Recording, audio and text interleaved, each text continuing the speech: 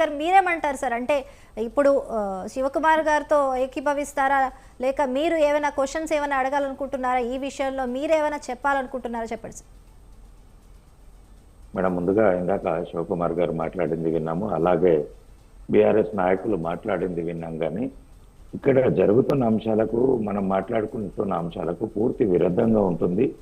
ఎందుకంటే ఒక డిపిఆర్ గురించో అక్కడ ఏదో జరగకముందే ప్రతిపక్షాలు గగ్గోళ్ళు పెడుతున్నాయనే విధంగా మాట్లాడడము, దాంట్లో ఇక్కడ నేను క్షుణ్ణంగా చెప్పదలుచుకున్న ఏంటంటే, ఆ నుంచి రౌతి వరకు రాస్తే ఆనే సరిగా రాయకపోతే రౌతి వరకు ఎలా రాస్తారని చెప్పేసి ప్రతిపక్షాలు ప్రభుత్వాన్ని ప్రశ్నిస్తున్నాయి. దానికి సమాధానం చెప్పాల్సింది ఉంటుంది. డిపిఆర్ఏ లేదు, ఒక ప్లానింగ్ లేదు, ఎస్టిమేషన్ లేదు, ఇవన్నీ లేకుండా ప్రజలను ఇమ్మీడియట్లీ యుద్ధ ప్రతిపదికన ఎందుకు ఎవాక్యుయేషన్ చేస్తున్నారు, ఎందుకు ప్రజలను భయభ్రాంతులకు గురి చేస్తున్నారు? ఎక్కడో డబుల్ బెడ్రూమ్లు ఇస్తున్నామంటున్నారు, అక్కడ డబుల్ బెడ్రూమ్లు ఇస్తున్న దాంట్లో 80% మైనార్టీకి ఇస్తున్నారు, 20% హిందువులకు ఇస్తున్నారు. ఆ 20% హిందువులను కూడా మా మైనార్టీలు ఆ డబుల్ బెడ్రూమ్లకు రాకుండా అడ్డుపడుతున్నారు. అక్కడికి పోయిన తర్వాత డబుల్ బెడ్రూమ్ల దగ్గరికి బస్సు సౌకర్యం లేదు, సరిగా విద్యుత్ లేదు, వాటరు లేదు, వాళ్ళు కూలీ నాలి చేసుకునే వాళ్లకు అక్కడ ఉపాధికి అవకాశం లేదు. మీరు ఏదో ఉపాధి అక్కడ పునరావాసం కల్పిస్తామంటారు. ఇప్పుడు ఇక్కడ ఉన్న పిల్లలు ఎక్కడో స్కూల్లో చదువుతుంటారు, కాలేజీలలో చదువుకుంటున్నారు.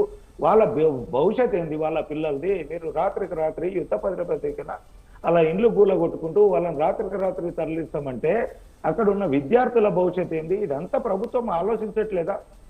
ఎందుకు ఇంత అడావుడు ఎందుకు చేస్తున్నారు? ఇంకా డిపిఆర్ఆర్ కాలేదంటున్నారు, ఇంకా ప్రభుత్వం ఏం స్టార్ట్ చేయట్లేదు అంటున్నారు. అటువంటిప్పుడు ప్రజలకు కొంత సమయం ఇవ్వాలి.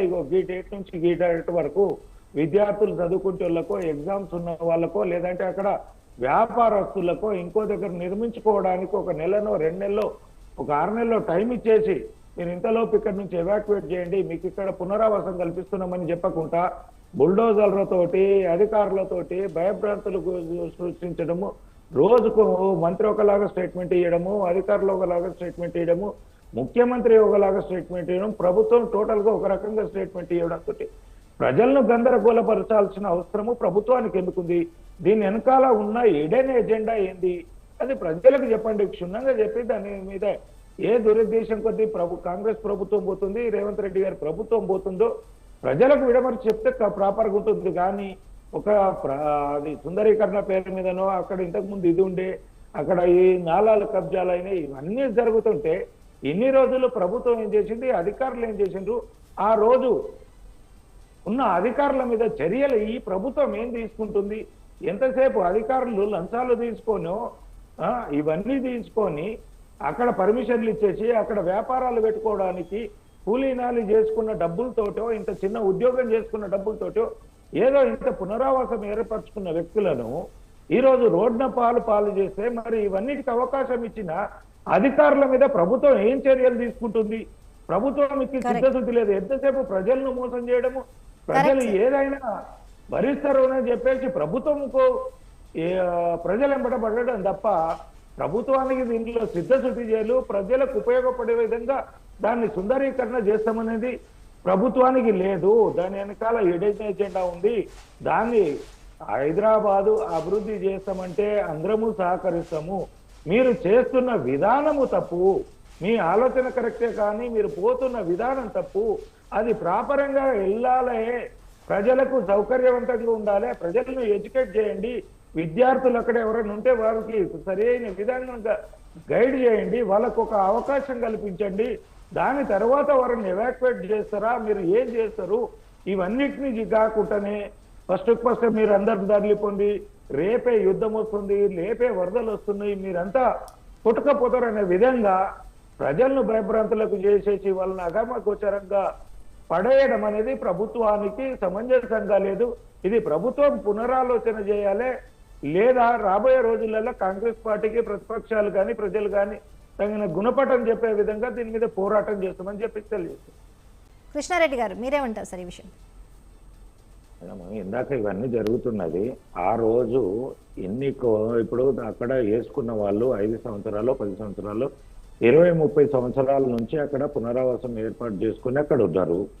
ఇన్ని రోజులు ప్రభుత్వం కానీ ప్రభుత్వ అధికారులు ఏం చేసిండ్రు, వారి మీద ఏం చర్యలు తీసుకుంటున్నారు, ఆ రోజు లంచాలు తీసుకొని వాళ్ళు వేసుకోవడానికి అవకాశం ఇచ్చిన అధికారుల మీద ఏమైనా కేసులు పెట్టి వాళ్ళ మీద చర్యలు తీసుకునేది ఉంటుందా? రిటైర్డ్ అయిన అధికారులైనా ప్రభుత్వ ఇప్పుడు ఆల్రెడీ సర్వీస్లో ఉన్న అధికారుల మీద ఏమైనా చేస్తారా? లేదంటే ప్రజలను ఎందుకు ఇబ్బంది పెడుతున్నారు? ఆ రోజు వేసుకునే విధంగా పర్మిషన్ ఇచ్చింది మీరే, అక్కడికి ఎలక్ట్రిసిటీ ఇచ్చింది మీరే, అక్కడికి రోడ్డుకు సౌకర్యం కల్పించింది మీరే, అక్కడ ఏదైతే అంటే ఏవైతే వసతులు కావాలనో అవన్నీ కల్పించింది మీరే, ట్యాక్సులు కట్టించుకుంది కూడా ప్రభుత్వాలే. మరి ఈరోజు ప్రజలు ఎందుకు బలి పశువులు కావాలి? వీళ్ళందరూ చేసిన దానికి అక్కడ ఉన్న ప్రజలు ఎందుకు బలి పశువులు కావాలి? మీరు ఎఫ్టీఎల్లో అంటున్నారు. ఎఫ్టీఎల్లో ఫస్ట్ ఫాతిమా కాలేజ్ ఉంది, ఫాతిమా కాలేజీని ఫస్ట్ పోయి అది కూల్చండి. దాన్ని ఇది చేయకుండా బీద ప్రజల వాటి మీదకి వెళ్ళేసి ఎఫ్టీఎల్లో ఉంది, ఇది బఫర్ జోన్లో ఉంది, కాబట్టి వీళ్ళు కబ్జాలు చేసింది కాబట్టి అంటున్నారు. కబ్జా చేసింది కట్టింది ఓవైసీ కాలేజ్ ఉంది కదా, దాన్ని ఎందుకు గూలగొట్టట్లేదు? ఓవైసీకి భయపడుతున్నారా లేదంటే మైనార్టీలకు భయపడుతున్నారా?